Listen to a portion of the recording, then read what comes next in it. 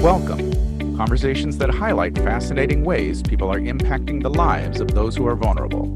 Impact Conversations with Dawn Mansky. This Impact Conversation is brought to you by Made for Freedom, the social enterprise with products made by survivors of human trafficking and marginalization. Made for Freedom is fighting human trafficking with style. Welcome to this Impact Conversation. Over the past several years, I have had the opportunity to go to multiple conferences across the country, and I meet some incredible people doing fascinating things as they help empower marginalized populations, alleviate poverty, prevent human trafficking, and come alongside some of the most vulnerable people in our world. I'm Dawn Mansky, and our conversation today is with Joann Alicea. Joann is a senior compliance officer at JPMorgan Chase and has over 10 years regulatory compliance, fraud, and anti-money laundering and risk experience. She has received commendations for excellence in investigative work from the U.S. Secret Service and Homeland Security investigations for assisting in domestic and international fraud and money laundering cases. I met Joann at a conference in Chicago a couple of years ago and was intrigued as she explained the connection between financial crimes and human trafficking. Joann, welcome to this Impact Conversation. Dawn, thank you so much. I'm so appreciative to you for this opportunity and to speak to the global audience on fighting the horrific crime of human trafficking. Well, it is good to have you. And I'm so excited to just share with people what you're doing and, this aspect of human trafficking that most of us don't think about. So tell us a little bit about your background and how you became involved in this area. Sure, definitely. Well, in 2010, I was working as a senior risk analyst in money services businesses that dealt in prepaid cards. So one day I'm sitting at my desk and my job was to analyze the risk, financial crimes for this company, and to make sure that I was stopping all illicit activity. So I thought in my little space, in my little cubicle, that I had everything under control. I thought that there was not anything that was being used on our prepaid Visa, MasterCards in any illicit fashion that I was not aware of. So one day I'm sitting at my desk and I get an email from another colleague at a bank, and she had marked one of our MasterCards for human trafficking. And that stopped me like dead in my tracks because I knew the term human trafficking, but I wasn't really educated to human trafficking. So what had happened was we had a customer who at that time had multi-activity where he was spending small dollar amounts on Craigslist, but it was a lot of Craigslist ad spends. It was, I would say, probably in a month time, I think he must have had like between 50, maybe to 100 activity spends on Craigslist. So that's what caught our eye. And then she had flagged the card and I had looked at it, and that started my education onto how human trafficking is a financial crime issue, how people use their bank accounts, their Visa, MasterCards, et cetera, to actually either sell a human online or buy a human online. So since then, well, I read about you lobbying and trying to encourage the Financial Crimes Enforcement Network to consider an update on SAR. So Yeah. Can you explain a little bit more about what this report is and who uses it? Definitely. Well, for 7 years, I lobbied the United States Treasury Financial Crimes Enforcement Network, known as FinCEN, to update what we call the Suspicious Activity Report, known as the SAR, for a human trafficking checkbox. So let me explain. So whenever we analyze or investigate bank accounts, as I stated, Visa, MasterCards, any illicit activity, Bitcoins, cryptocurrency, etc., we follow the money. We could be following the money for fraud, for elder financial exploitation, money laundering. But the challenge I found back in 2010 when I started getting educated to human trafficking was when I wanted to report the suspicious activity to the U.S. government, to FinCEN, through our czar process, I ran through a roadblock. And why? Because the czar didn't recognize the horrific crime of human trafficking. So on our form, we have check boxes that we check on the form for any, like terrorist financing, for example. We have a box for terrorist financing. We have a box for elder financial exploitation. We have fraud boxes, but we had no box for human trafficking. So think of 2010 back then, think of the culture. Not many people were educated to human trafficking like it is today. Today, it's much more progressive. So that's when I came up with a simple idea of why don't we update the FinCEN czar for a human trafficking checkbox? So that started my lobby work in 2011, where I had no idea what I was doing, but all I knew that I was on a mission to get this done. And I just thought it was plain common sense that FinCEN would want to update the czar for human trafficking. To me, this was a no-brainer. This was just a simpler request, and it would be helping, save so many women and children across the world, men in modern-day slavery. So why wouldn't they simply want to do that? But I soon found out it was not going to be that easy, because it took me 7 years of lobby work in order to get it done. And I really didn't know where to start. I just started writing articles, and thankfully people were recognizing my passion for the issue and in our industry and financial crimes. And they were jumping on board, like they weren't preventing me, but they were allowing me to have a voice, which I really, really appreciated. So I wrote in 2011, I believe it was published, or 2012, $5 to Ruin the Life of Children and Women, internet ad sites used to launder money and promoting prostitution, human trafficking. So that way, it was my first article that was published by ACAMS, where I didn't want to just write an article of facts. I wanted to write an article of action. So that's when I first wrote about updating the FinCEN czar, through the U.S. Treasury, mind you. The suspicious activity reports are for a human trafficking checkbox. So it was well received, but with crickets, like no action, nothing. Just it's an article and that was it. So after I wrote my article, I continued my lobby work, and a colleague, actually a senior agent in the Department of Homeland Security, he knew of what I was trying to do and he supported the work. So he said he was going to reach out to colleagues in his world that were working at FinCEN at the time to find out what would it take for FinCEN to update the czar for human trafficking. So he found out and he got back to me. He said, Joann, it's an act of Congress. In order for you to update the FinCEN czar for human trafficking, you're going to have to go through Congress, because any change to the czar is a congressional approval. Wow. So I thought, okay, well, then to Congress I go. So that started my step into the political world of trying to lobby and raise just awareness, just simple awareness of updating the U.S. Treasury FinCEN czar for human trafficking.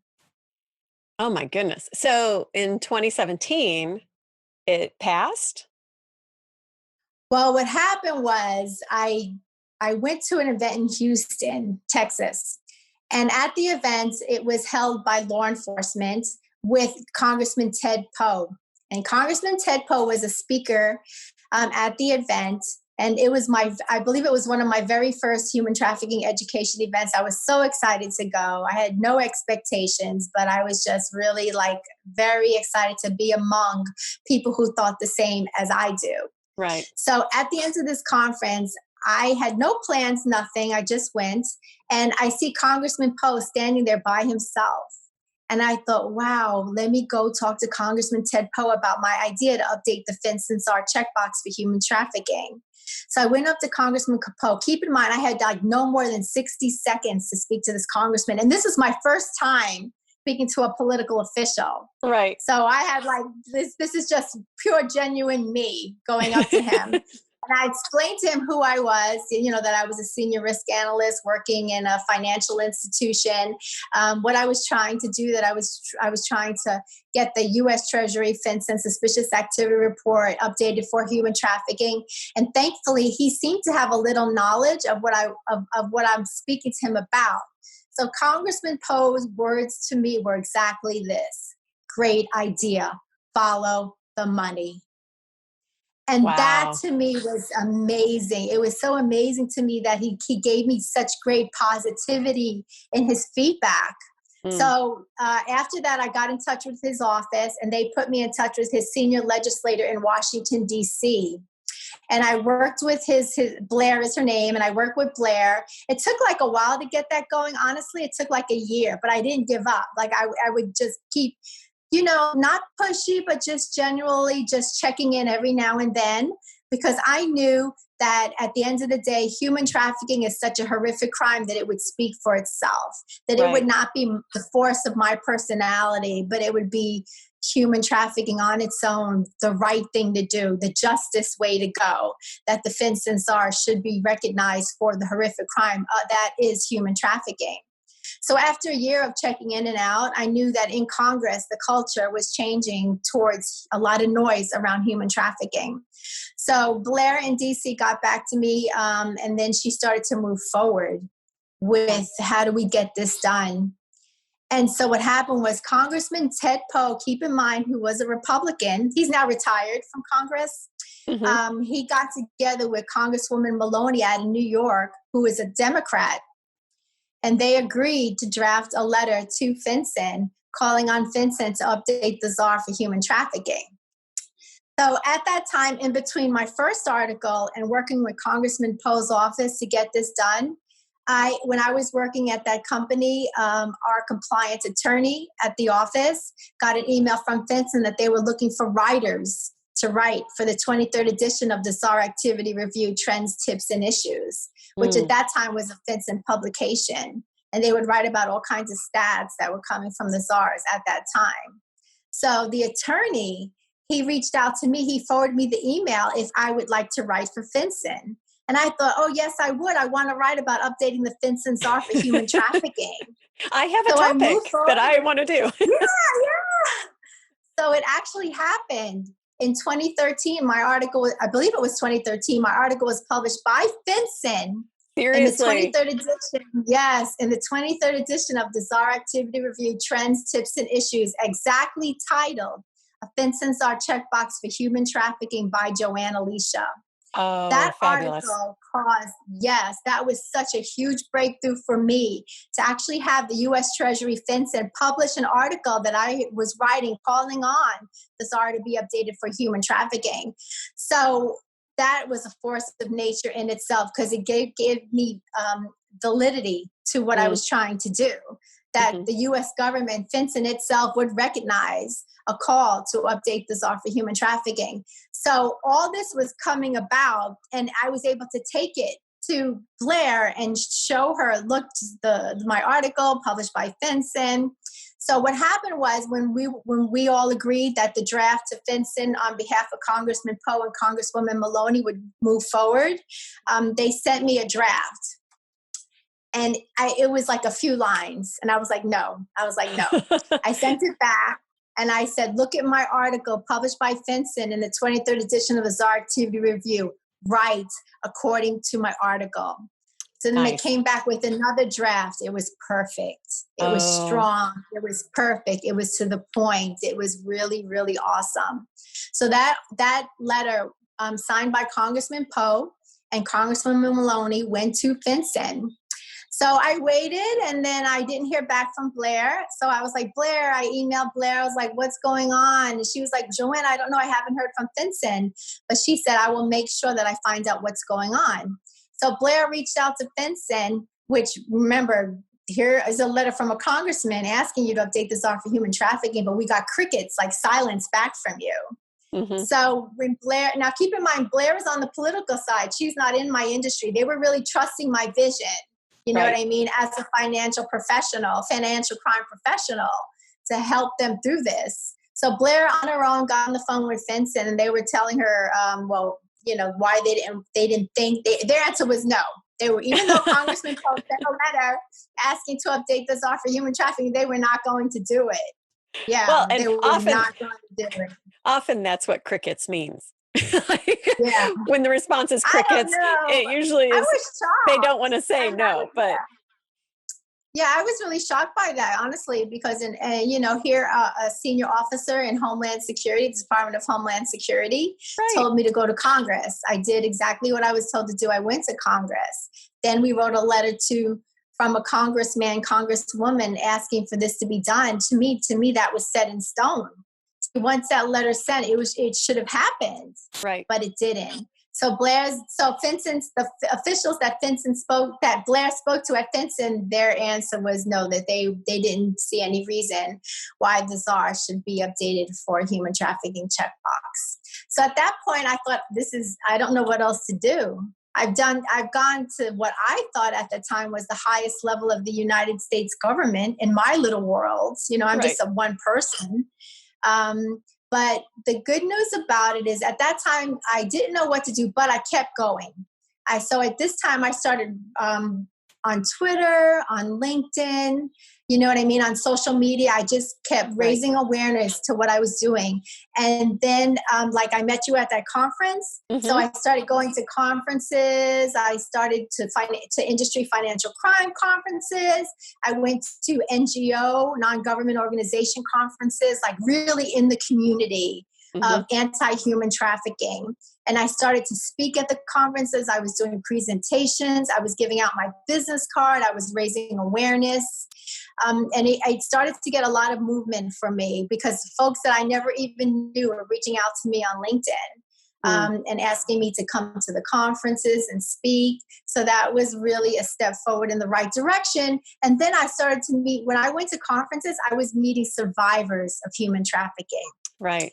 That was really huge for me because I was meeting former victims who are now had such a powerful voice in fighting human trafficking that it just helped me to be even stronger in my endeavor to update the FinCEN for human trafficking, which, keep in mind, would change the entire culture of compliance in financial crimes throughout the United States, because that report is by law, all financial institutions, not just banks, but we're talking the money services business, the Western Unions, the MoneyGrams, the money services businesses that no one hears of, the little ones, the prepaid companies, all the whole financial industry in the U.S. when is required by law, when we have illicit activity, whether it's terrorist financing, elder abuse, money laundering, fraud, scams, schemes, we are required to report that to the U.S. government through that form. We follow the money in that form. Wow. So my vision was, let's change the culture of compliance for human trafficking, because at that time, between 2010 to 2017, it was not really spoken about too much. But I knew once the czar would be updated for human trafficking, it would completely change the whole world in our industry toward the outlook of human trafficking, that people would not be afraid as much to address the issue of human trafficking. So where did that land? Do we have a box? Well, I'll tell you what happened. It's I want to know, do we have a box?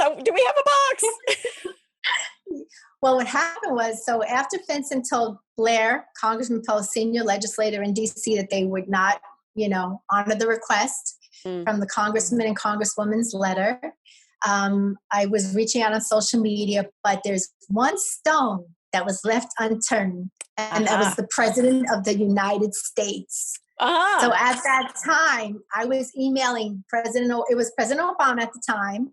I was on whitehouse.gov. You can actually email the president with issues. Oh, there you go. So I went to whitehouse.gov, and for quite some time, I was emailing the drop-down box for President Obama, First Lady Michelle Obama, Vice President Joe Biden. And every few weeks, I would just copy paste my whole spiel on what I was trying to do. And I never heard back, except one day after FinCEN said no to Congressman Poe. I looked down at my iPhone, and much to my shock, I get an email from FinCEN thanking me on behalf of the White House for my work in fighting human trafficking. No. And if I wanted to get on a call with FinCEN officials, discuss updating the FinCEN czar for human trafficking. Oh my goodness. So it took Very the cool. White House, it took the president, the White House, the communication department at the White House, just seeing my email to them over and over again, not giving up. Somebody took notice, and they forwarded my request back to FinCEN officials. Oh, that Yes. is fabulous. Wow, that's very Yeah. cool. So, That yeah. was pretty, yes. So it took about a week. It actually took about a week.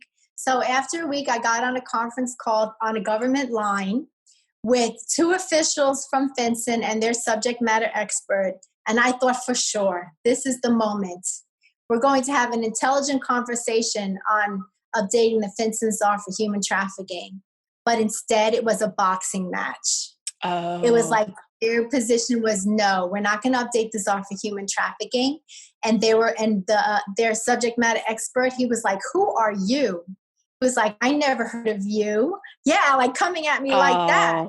And I was like, well, just check out my article published by FinCEN in the 23rd edition of the Czar Activity Review. And you know what his response was? How did that get in there? No. Oh my goodness. Yes. Yes. So for 45 minutes, we duked it out, so to speak. On a government line. Yes, on a government recorded line, I'm assuming. My position was yes, the FinCEN czar should be updated for human trafficking. Their position was no. And then the subject matter expert, he was like, it was like good cop, bad cop. The subject matter was the bad cop, and the two other officials were the good cop. And I'm thinking to myself, I can't believe this. Like thinking to myself as we're live going through the motions of this call, I can't believe this is happening and going down like this. Right. But I hung in there, and the subject matter expert was like, it's going to cost $1 million to update the czar for human trafficking. So that was his response as to why the FinCEN czar should not be updated for human trafficking. And then the other reason was he was like, well, law enforcement hasn't asked us for it. And I said, well, law enforcement hasn't asked you for it because they don't know about it. Keep in mind, I'm trying to educate folks to what I was trying to do. But those were largely their responses. So at the end of the call, we were amicable. We just kindly, friendly agreed to disagree. That my position was that the czar should be updated for human trafficking. Their position was, no, we're not going to update the czar for human trafficking, but we will agree to disagree. So that's how it ended. And then, so I just continued my lobby work. I continued to go around whenever I could to financial conferences. I continued to write about it on social media and raise awareness. I went to ACAMS, which is a very large industry organization in our world, and I spoke about updating the czar for human trafficking, and I was very well received there. I spoke on a panel, but there was a VP at a bank. He was like, we applaud you for what you're trying to do, but I don't think you're ever going to get it done. So that was really, really very, very interesting. So during the time frame of 2010 to 2018, I had freedom. I had complete freedom of voice, of writing, of going to conferences. No one ever prevented me from doing anything. No one spoke against me, nothing. And that was really such a blessing. I'm really so appreciative of that. So again, I'm sitting at my desk now at work, and then I get an email from a colleague. And he was like, Joann, congratulations. FinCEN is going to update the czar for human trafficking. So this was in 2017. So in the Federal Register, FinCEN was looking to change the czar. They were looking to update the czar with cybersecurity checkboxes. And then so they finally agreed to add a checkbox for human trafficking and human smuggling. So they came out in the Federal Register, I believe it was in 2017, or 2018. But what ended up happening in June of 2018, FinCEN updates that they released a new czar form with the checkbox 38H for human trafficking. So that was really, I must have been the only one so excited about that, but I was really very, very excited. So in June 2018, they released the new czar form, and they gave financial institutions 6 months to get it together. So that is awesome. They had 6 months from June 18 to January 2019. So in January 2019, it became mandatory that all financial institutions were now regulatory required to now use the new czar form with the checkbox for human trafficking. Oh my gosh. So, do you have one of those like framed in your in your place, like No, one of those well, forms with the little yeah. box? I follow the money all the time, every day in my position as a senior compliance officer. So I look at SAR forms every Monday through Friday, more or less. That's my job, and I see the checkbox there every day that I'm working. So I'm really so Oh, excited about that, and I've watched the industry change. I've watched the world change mm, towards fighting human trafficking for to go against the injustice of human trafficking hmm. against women, children, men, enforced labor, sexual trafficking, modern day slavery, pornography, child pornography. I'm now trying to raise awareness how child pornography is a human trafficking issue.